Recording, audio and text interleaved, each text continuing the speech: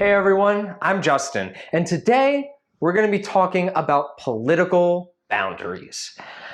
I'm sure some of you have had the indescribable pleasure of sharing a room with one of your siblings. If you haven't, let me let you in on what you missed out on. Sharing toys, long reading sessions, and spending so much time with each other that eventually you just draw a big tape line in the middle of the room and tell them to stay on their side, don't touch my stuff, and leave me alone! Sometimes boundaries are a bit of a necessity. And today we're going to be learning a little bit about the origins of boundaries, the types of boundaries we have today, as well as some of the reasons why some people want to stay together in the same space.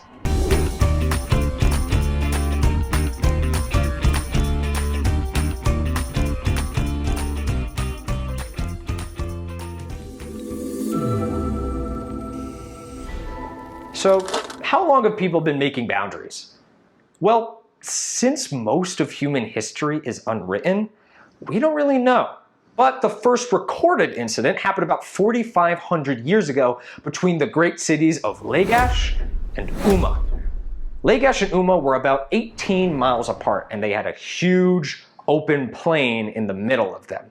The king of Lagash, known as Antemona, wanted to let the king of Umma, known as Kush, know that the plain belonged to Lagash. So being a reasonable man, he built a huge marble pillar right in the middle of the plain that just said, "This belongs to us."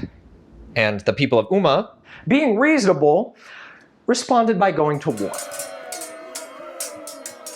The result of this conflict was the first ever recorded peace treaty and a long legacy of people fighting over the right to claim what they want. So why do people make boundaries? Well, the fight between Lagash and Umma is a great example of two of the major reasons why: resources and pride. The people of Lagash wanted the plains all to themselves so they could expand their farming. Resources are super important for countries and territories to have, even today. So making sure your country has enough of them is a pretty good reason to draw a line. However, it's easy enough to just send a letter saying that, hey, I think the plain between our two towns is mine. But putting a giant marble pillar there, now that smacks of pride, which is another heavy motivator for certain countries and territories to draw boundaries. After the collapse of the Soviet Union in 1991, a lot of Eastern European nations distanced themselves from Russia, a source of national disgrace. After the rise to power of President Vladimir Putin, Russia began to retake certain territories in Ukraine and Crimea. While the international community considers this a violation, the moves have been a source of national pride in Russia. A third reason to draw boundaries is for legal jurisdiction, or an area in which a government holds authority. We could see examples of this going back at least as far back as the New Kingdom of Egypt, where marker stones were placed around the Nile River to designate certain farms. So from being annoyed at your little brother to wanting to reestablish dominance in a region, we now know the reasons why people want to draw borders. The question is, what kinds of borders are there? Let's go back to the bedroom example. It would have been a lot easier to draw that line if there was already something going down the middle of your bedroom, like a river.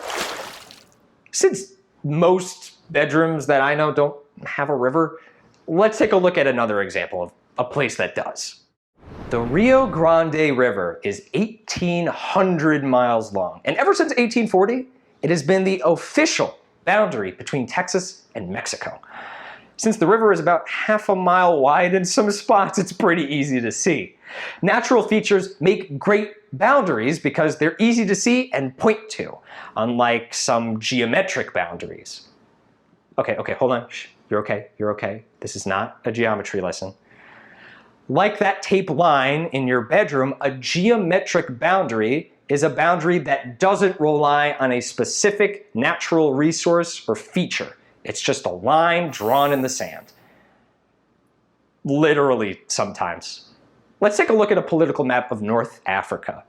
You can see the lines are pretty well defined here, right? But if we go onto the ground, it's just sand. That's it, I'm serious. Like there's some markers, there's some like little flags in some places, but for the most part, this boundary exists only on paper. Now, this has led to all sorts of problems, which we will go over in another lesson. The third type of boundary is arguably the least well-defined, but the most impactful, the cultural boundary. While a state can draw a political line in the sand, groups of people with strong cultural ties will often ignore them. Let's take another look at that political map of North Africa. You can see that there are clearly drawn political lines here, but countless tribes of Berbers, Tuareg, Bedouin, and Yoruba will frequently travel from border to border because their ideas of community stem from their traditional beliefs and not from a politically drawn line.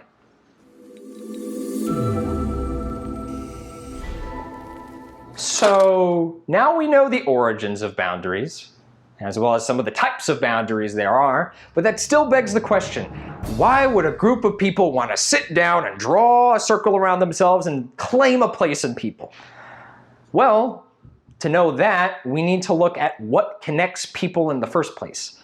Many groups of people identify as a nation, or a group of people with a shared past, cultural beliefs and practices, and a specific area of the world. Great examples of nations would be the Kurdish people that live in areas of Iran, Iraq, Turkey, and Syria, and the Lakota Sioux, who inhabit areas of Dakota, Minnesota, Nebraska, and Saskatchewan. Now, just because a group of people identify with a territory does not mean they control it. Both of the groups here in these examples don't have political control over the areas of land they inhabit. That would be called a state, which is a political or governed entity that has control over a particular piece of land. There are about 188 examples of states in the world, from the United States to France, from Kenya to India. Now, for a few lucky nations, they do have control over the area of land they inhabit, and those are called nation-states. A great example of that would be the nation-state of Israel, or the nation-state of Japan. I know all these names can get a little confusing. Here's how I remember it. A nation is the people you love. A state is the place you live. A nation-state is when you live with the people you love. Whew. We have learned a lot about boundaries today, but we wouldn't be done if we didn't at least touch upon sovereignty. Sovereignty is a big word with a pretty simple definition. If a country has ownership of the land that it claims to have ownership of, then it has sovereignty. It's pretty simple, right? Well, maybe not. Here's an example. As a dad, I have sovereignty over my own house. My spouse and my children do what I tell them to do. Most of the time. Some of the time. Okay, I admit I don't have sovereignty in my own house because I don't control anything that goes on here, which doesn't make sense because I don't even have a spouse. I don't even have kids. I made that up. I have a cat. I have one cat and I still don't have control. An example of a government that doesn't have sovereignty would be any country where there's a civil conflict, or a country where a certain part is claiming independence, or a country that grabs some landmass and claims it as its own without proper acknowledgement. For example, in 1980, China claimed that the Zaisha and Nansha Islands, also known as the Paracel Islands, also known as the Huangsha Islands, were part of its sovereign territories and has been that way since ancient times. These islands, which Vietnam also has claimed, because they're pretty much equidistant from Vietnam and China, have been disputed for decades. So even though, even today, China asserts sovereignty over the archipelago, it cannot be said to have sovereignty because of the dispute with Vietnam.